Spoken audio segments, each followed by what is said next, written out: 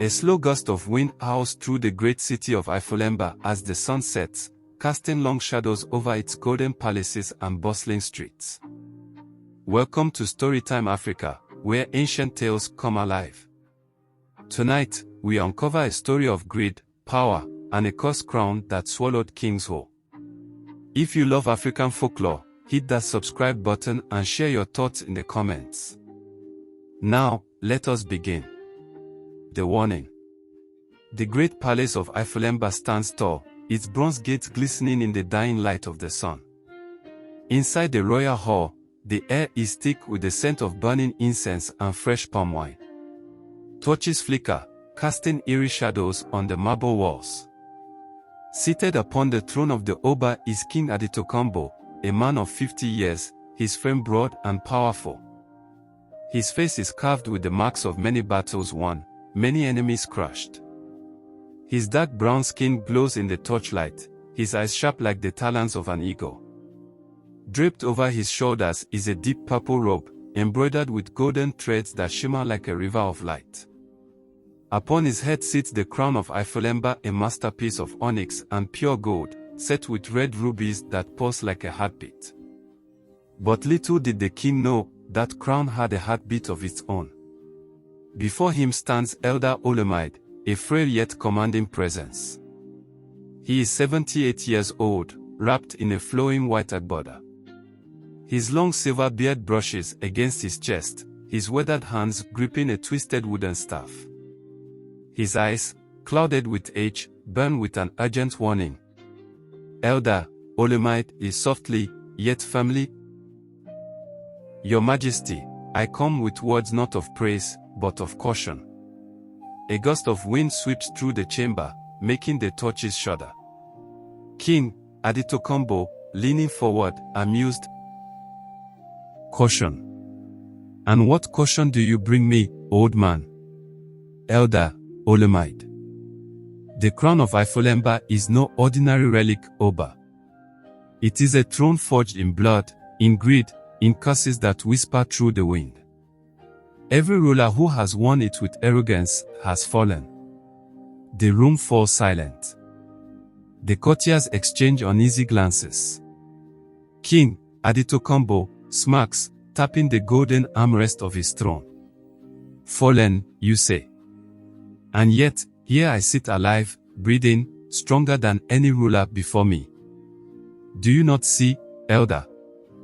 I am power. His voice echoes. The guards stiffen. Outside, the wind wails like a mourning mother. Elder Olemide steps closer, lowering his voice. Your Majesty, power is an illusion if it is built upon arrogance. The crown is patient, but it is also hungry. And when it chooses to devour, it does not ask permission. The flames in the torches flicker violently. King Aditokombo laughs, his voice cold. Enough of these tales meant for frightened children. This crown is mine, as Ifolemba is mine.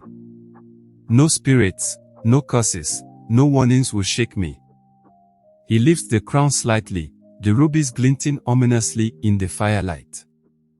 Elder Olemide whispers, gripping his staff tighter. Power without wisdom is an open grave, Your Majesty. A sudden clap of thunder booms in the distance. A chilling hush falls upon the hall. The king's smirk falters, but only for a brief moment. He waves his hand dismissively. King Aditokombo bowed. You may leave, Elder. I have heard enough. Elder Olemide stares at the king for a long, unblinking moment. Then, he bows. Elder Olemide is softly, almost sorrowfully. May the gods have mercy on your soul, Oba. He turns and walks away, his staff tapping against the marble floor, the echoes trailing behind him like a funeral hymn. The wind howls louder. Somewhere in the distance, a crow cries out, and is suddenly silenced. That night, the city of Ifolemba sleeps. But the palace does not. King Aditokombo paces in his chamber, his broad shoulders tense. Outside his window, the moon hangs low, shrouded in mist. The torches in his chamber burn dimly, as if suffocated by something unseen. His fingers trace the cool metal of the crown, and for the first time, a shadow flickers across his face. Was the old man right? A low whisper snakes through the room.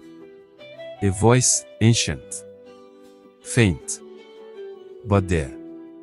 Oba. Adito Kombo, do you truly believe you rule me? Or do I rule you? The king spins, his breath sharp.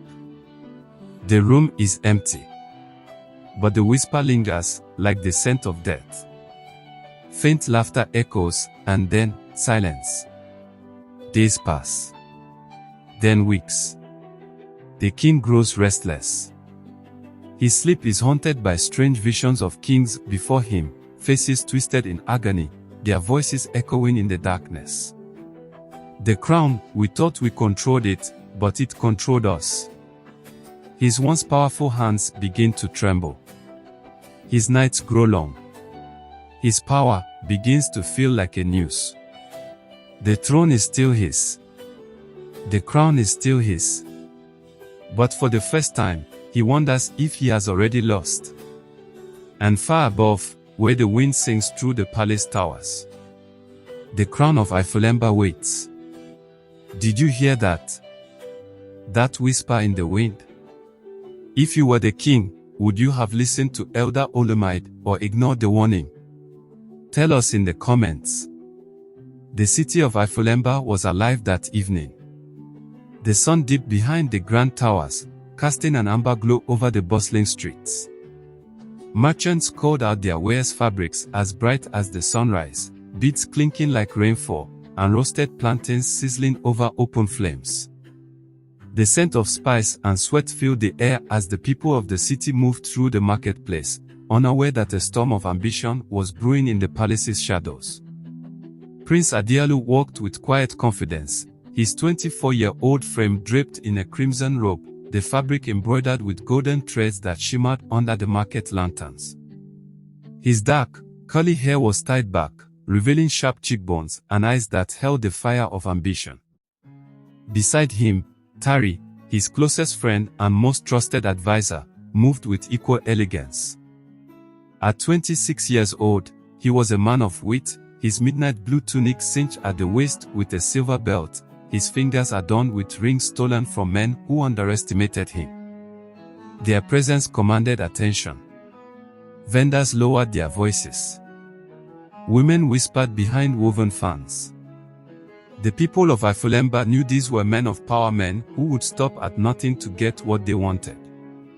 Tari, glancing at Adialu, voice low. You walk as though the city already belongs to you. Prince Adialu smirks, eyes scanning the palace in the distance. And why shouldn't it? Look at them, Tari. Sheep. They bow to my father out of fear, not love. He wears the crown, but he does not rule their hearts. That will change soon. Tari chuckled darkly. Tari. Soon, indeed. But only if you take what is yours. Power is never given, my prince. It is taken.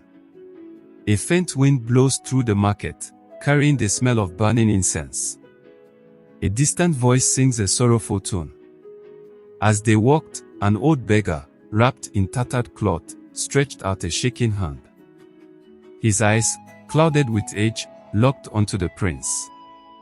Beggar, croaking voice. Spare a coin for a dying man, my lord. Adialu barely spared him a glance. Prince Adialu, coldly. If you are dying, what use is a coin? Tari smirked. The beggar's lips trembled as if forming a response, but then, his expression shifted, his eyes sharpening, his voice deepening. Beggar, sternly. Greedy prince, be warned. The crown is not for those with an empty heart. A hush seems to settle over the market. The fire in a nearby brazier flickers wildly before dying for a second, then reignites. Adielu paused mid-step, turning to face the beggar fully now. The man's frail hands trembled, but his gaze held an unsettling power. Tari took a step forward, eyes narrowing. Tari, mocking laugh. And what do you know of crowns, old man? You can barely keep your own head upright. The beggar ignored him, his gaze still locked onto the prince. Beggar, whispering, almost like a prophecy.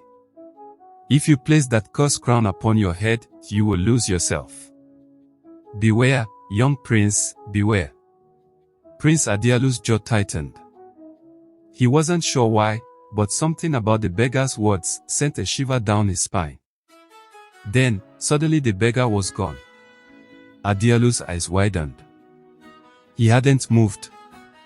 No one had helped him away. He had simply vanished. Tari glanced around. Tari, voice uneasy. That was unsettling. Adialu exhaled slowly, shaking his head. Prince Adialu, family. It doesn't matter. No old man's riddles will keep me from the throne. Thunder rumbled softly in the distance. As they neared the palace, Tari placed a hand on Adialu's shoulder, his fingers cold despite the evening heat. Tari, softly, sinisterly. Then let us make sure that no one, not even your father, stands in your way. The palace gates loom ahead, the torches flickering like restless spirits. Dark clouds swirl over the city, and the royal palace stands eerily silent. Days later, the people of Ifolemba would gather at the palace steps, their eyes filled with confusion and terror. For the once mighty King Aditokombo was no more. His body had withered under the weight of the cursed crown, and in the throne room only whispers remained. The golden throne stood empty, the crown glimmering under the torchlight, waiting for its next victim. And as for Prince Adialu, he had vanished. Some say the crown swallowed his soul before he could claim the throne. Others whispered that he still wanders the shadows of the palace, cursed to walk the halls of power but never rule. But the truth was far more terrifying. For the crown of Ifolemba had not been satisfied. It still hungered. And one day, it would call for another. Ifolemba learned a hard lesson that day. Greed is never satisfied, and power comes at a price. The cursed crown still rests upon the golden throne, waiting for the next soul foolish enough to claim it. What would you do? Would you dare to wear it? If you love this thrilling folktale, don't forget to subscribe to Storytime Africa. Help us keep these stories alive. Like, comment, and share this video with your friends. What do you think happened to Prince Adialu? Let us know in the comments.